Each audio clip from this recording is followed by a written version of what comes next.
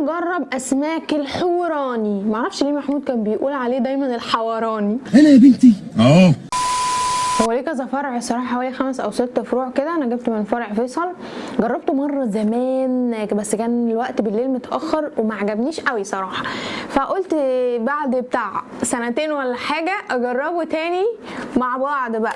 بس انا الريحه حلوه.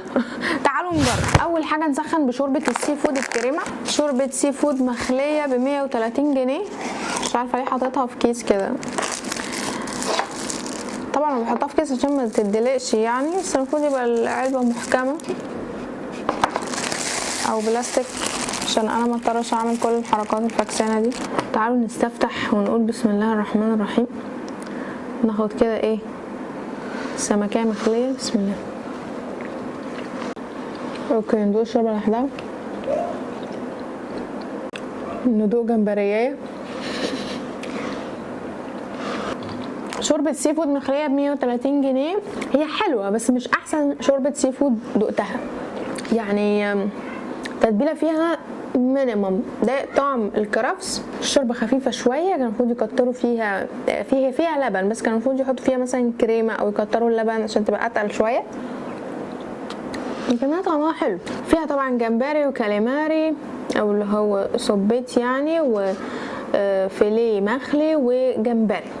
انا قلت جمبري الاول. اللي بعد نخش على وجبتين عنده من اهم الوجبات، هي وجبه ميكس مقلي ووجبه ميكس مشوي. اعتقد ان هما دول الوجبتين. ادي ميكس مشوي اهو. ميكس مشوي ب 190 جنيه، اما ميكس مقلي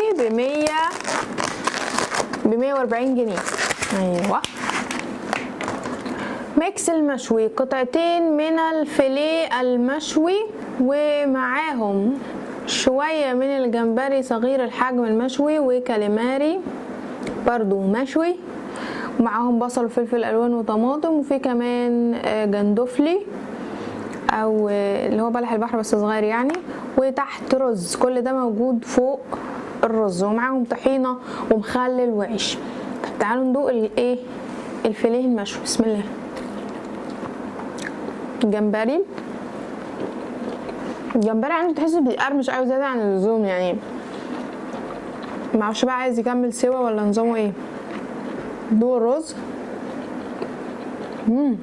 الرز حلو قوي، في طعم ونكهه البصل كده القويه، البصل المكرمل او المحمر، في سنه قرفه، لذيذ.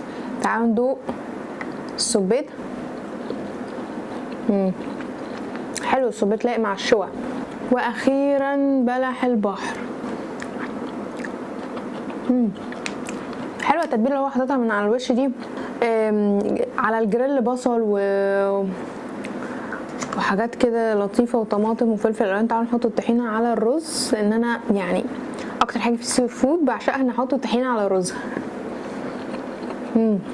طبعا دي الوجبه اللي بيعملوا رجيم. تعالوا ندوق بقى الوجبه اللي ما بيعملوش رجيم. الفيليه المقلي كده ذهبي كده وجميل وقرمش، بياخد ويدي معاك في الكلام، مش المشوي. احلى بكتير من المشوي يا جماعه. والله المقلي جميل. دي اذواق شخصيه برضه في الاخر. انا بحب المقلي اكتر، طعمه كده بحس انك بتاكل سمك يعني. نحطها بقى كده في في الطحينه الخفيفه قوي دي. عايزه اقول لكم من 2 سنين كده تقريبا دخلت الفرع الساعه 12 بالليل، اللي هو متاخر قوي. كنت متوقعه ان مفيش اي حد في المطعم خالص، لقيت ما شاء الله المطعم كومبليت. فاللي هو قلت لا الراجل ده اكيد بيعمل حاجه صح. دول المخلل. مخلل حلو. التورش ده بتاع السوبر ماركت نضيف. شويه برضو طحينه على الرز كده، برضو الرز المقلي اكيد غير الرز المشوي ولا ايه. الرز جميل قوي. هنا في قطعتين الفيليه معاهم بتاع 10 جمبري كده الصغير ده المقلي.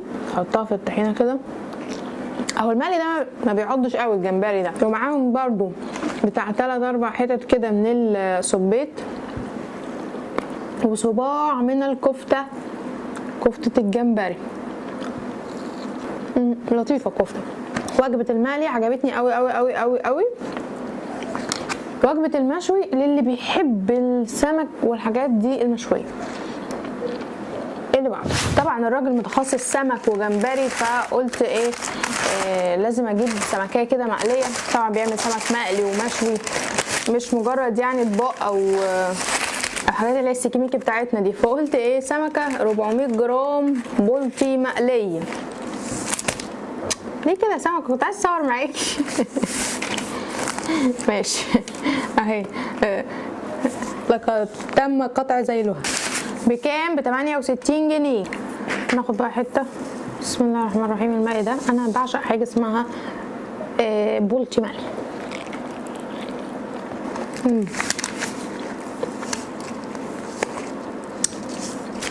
تتبيله حلوه مظبوطه، سمكيه مقرمشه، طعم توم على كمون على شويه كزبره كده زي اللي امي بتقلي في البيت.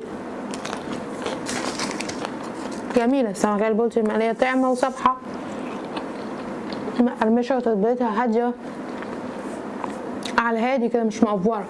شوف اللي بعد. نخش على الحاجه اللي قبل الاخيره، وهي طاجن سي فود بالصوص الاحمر. طلبت بالصوص الاحمر عشان انوع، لاني طلبت طاجن مكرونه سي فود بالصوص الابيض. دي اخر حاجه هندوقها. تعالوا ندوق طاجن سي فود بالصوص الاحمر، وده ما يبقاش حلو عند اي حد. شكله عامل كده ليه؟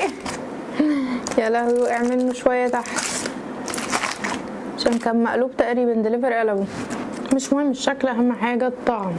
ده بقى فيه ايه؟ ده سمك فيليه ولا ده كفته؟ صباع كفته ده. هو تقريبا حاطط من على الوش موتزاريلا. ماشي. وجمبري صغير وميكس سي فود بقى يعني، وصبيت برضو بالصلصه. اهم حاجه الطعم. تعالوا ندوق.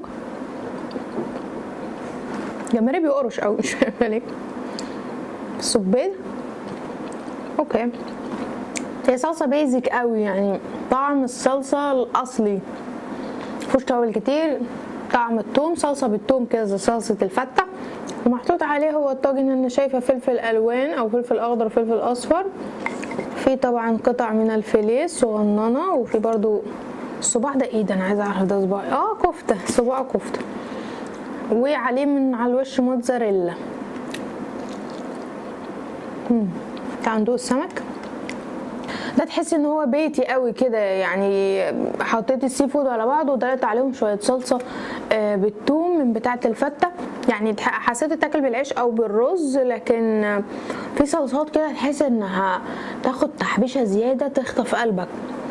وحسيت الجبنه الموتزاريلا اللي على الوش دي مش ده مكانها، بس هو طعمه حلو. لا هو مثلا زفر ولا هو ما يتاكلش، لا خالص بالعكس يعني. صلصه نضيفه، سي فود نضيف، لكن يعني ايه ما ابهرنيش يعني، مش ذوقي بصراحه. برضو اللي بعده اخر حاجه هنختم بيها اليوم النهارده، وهي مكرونه سي فود بالكبيره ب 240 جنيه.